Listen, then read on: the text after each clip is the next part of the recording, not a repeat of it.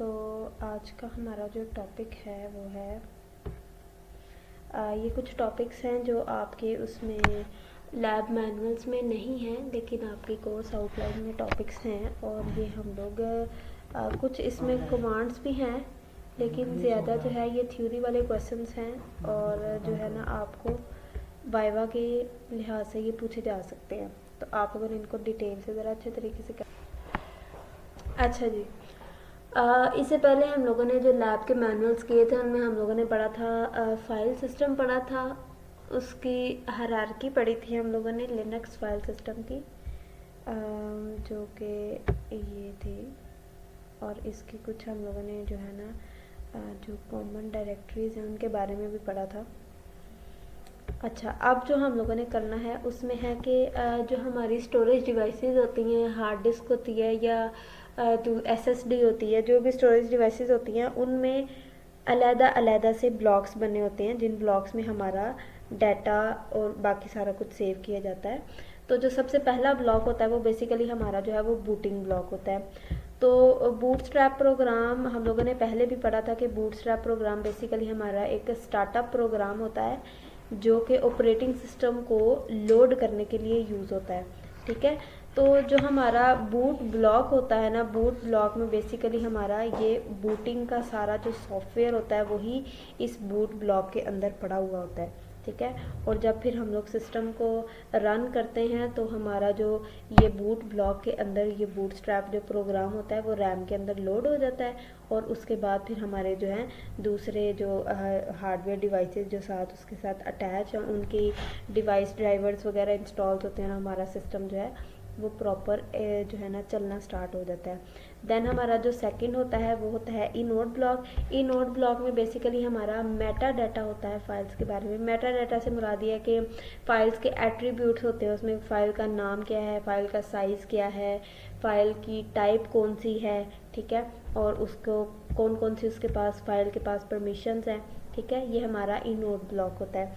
Then हमारा आता है super block. Super block basically हमारे पास master record of file system से master record of file system होता है। इसका मतलब ये है कि सुपर ब्लॉक के अंदर हमारी बेसिकली वो इन्फॉर्मेशन होती है कि हमारे कितने इनोड्स ब्लॉक पड़े हुए हैं। इनोड ब्लॉक मतलब कितने हमारे खाली ब्लॉक पड़े हुए हैं, कितने अभी जो है ना वो ब्लॉक जो हैं वो उनके ऊपर उनके अंदर डाटा पड़ा हुआ है और कितने ब्लॉक्स जो हैं वो खाली पड़े हुए हैं। ये बेसिकल इन्फॉर्मेशन हमारी सुपर ब्लॉक में होती है।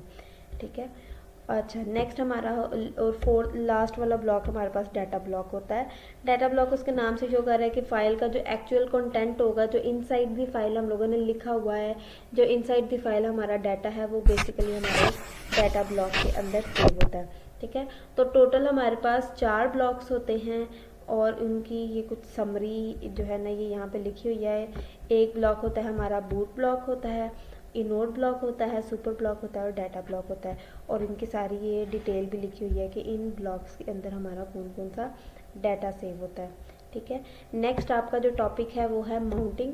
तो माउंटिंग से मुराद ये है कि अब हम लोग कोई भी स्टोरेज डिवाइस एक्सटर्नली अपने सिस्टम के साथ अटैच करते हैं तो बेसिकली सबसे पहले उस डिवाइस को हमें अपने फाइल सिस्टम के साथ लिंक करना होता है ताकि उसके डाटा को एक्सेस कर सके।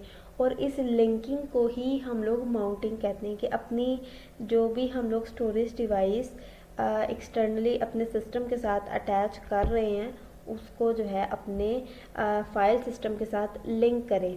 तो जो हमारी ये माउंटिंग होती है वो ऑटोमेटिकली भी होती है और इसके अलावा मैनुअली भी होती है। ठीक है, ऑटोमेटिकली इस तरह से होती है कि हमारी डिवाइस जो थी वो लिंक थी और जैसे ही हम लोगों ने सिस्टम चलाया तो वो ऑटोमेटिकली हमारे फाइल सिस्टम के साथ जो है वो लिंक हो जाए और उसका डाटा फिर एक्सेस किया जा सके। और मैनुअल से मुराद डेफिनेटली यही है कि कमांड्स एग्जीक्यूट करने के बाद उसको जो है मैनुअली लिंक किया जाए ताकि उस डिवाइस के डाटा को एक्सेस किया जा सके। अब इस माउंटिंग को करने के लिए मैनुअली करने के लिए हम लोग क्या करते हैं कि सबसे पहले तो एक माउंट पॉइंट क्रिएट करते हैं। माउंट पॉइंट बेसिकली इससे मुराद है कि हम लोग एक डायरेक्टरी क्रिएट करते हैं और उस डायरेक्टरी के अंदर फिर हम लोग जो है उस डायरेक्टरी के थ्रू फिर हम लोग उस डिवाइस का डाटा जो है वो एक्सेस करते हैं। तो जो हमारी बेसिक माउंट जो है ना करने की कमांड है वो तो ये है कि माउंट का कीवर्ड यूज़ होता है।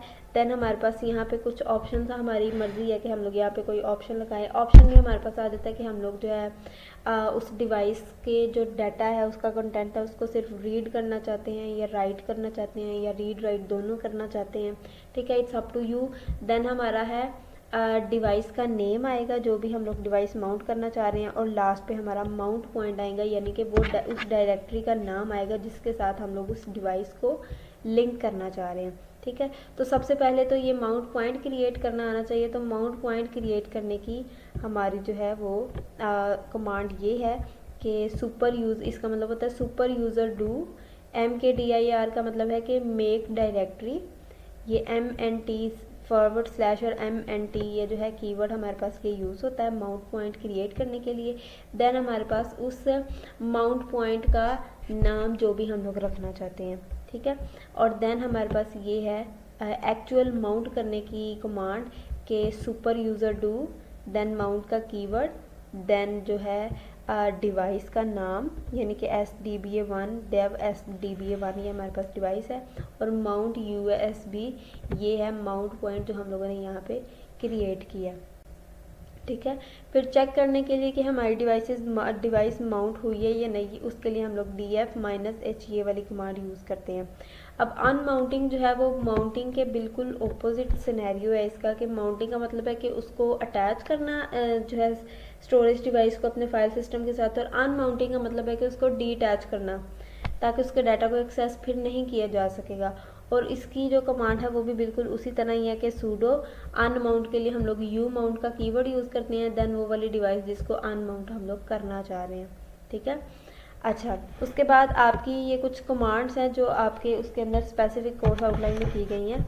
सबसे पहले तो जो है LSBLK, ये कमांड बेसिकली यूज़ होती है जो भी हमारे पास डिवाइसेस अपने हमारे सिस्टम के साथ अटैच हैं, उन डिवाइसेस की इंफॉर्मेशन को शो करवाने के लिए यूज़ होती है।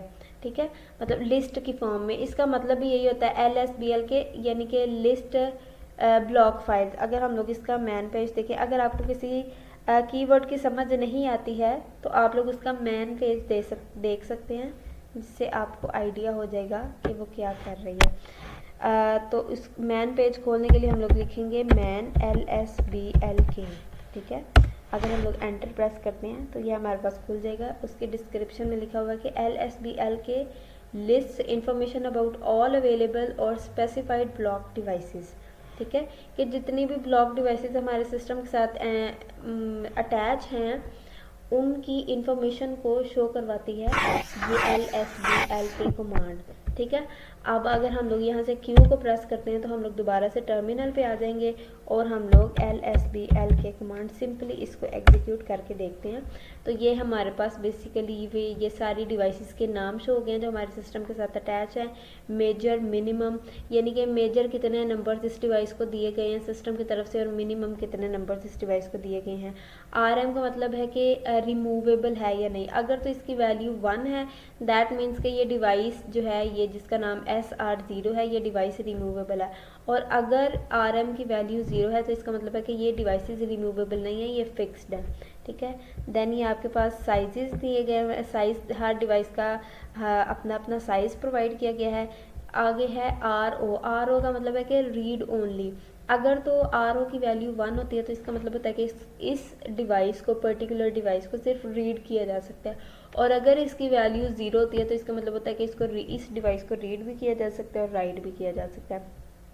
देन आपकी टाइप है कि हमारी जो भी डिवाइस है उसकी क्या टाइप है, वो जो है रोम है या वो डिस्क है या वो कोई पार्टीशन है। ठीक है, देन आपके माउंट पॉइंट्स है यानी कि वो डायरेक्टरीज है जिनके साथ इन डिवाइसेस को लिंक किया गया है। ठीक है, तो अगर हम लोग अपने डॉक्यूमेंट में देखें तो उसके अंदर भी ये देख सकते हैं आप लोग, ये सारी आपको डिस्क्रिप्शन थोड़ी थोड़ी प्रोवाइड की गई है।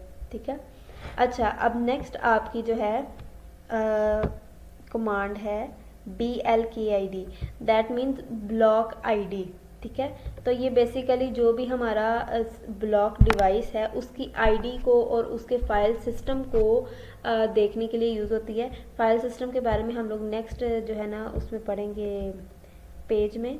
तो अभी इस कमांड को यूज़ करके स्पेसिफिक किसी भी जो डिवाइस है उसकी हम लोग